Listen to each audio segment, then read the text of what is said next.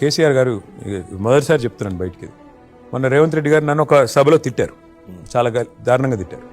నాకు కేసీఆర్ గారు ఫోన్ చేసి ఆయన ఫ్రస్ట్రేట్ అవుతున్నాడు, ఆయన ఓడిపోతున్నాడు, ఆయన నిరాశలో ఉన్నాడు, నువ్వు టెంప్ట్ అవ్వద్దు, కోపం వస్తుంది మనిషికి కానీ టెంప్ట్ అవ్వద్దు, హుందాగా మాట్లాడు, సంయమనంతో మాట్లాడు, ఎదుగుతున్న నాయకుడికి ఉండాల్సిన ప్రాథమిక లక్షణం అది. అంటే నేను నా కోపం కట్ చేసుకుని, ఎందుకంటే నేను మాట్లాడాలనుకున్నాను తెల్లారి, నేను కూడా చాలా అనుకున్నాను మనసులో ఇంత మాట అంటాడా అని, కానీ ఆయన ఆ మాట అనేసరికి కామ్ అయిపోయారు. అంటే అలాగా నాయకుడు అనేవాడు నడిపించాలి. ఇప్పుడు ఆ పార్టీలో కూడా మహేష్ గౌడ్ గారు అధ్యక్షుడుగా ఉన్నారు, వారు నియంత్రించాలి.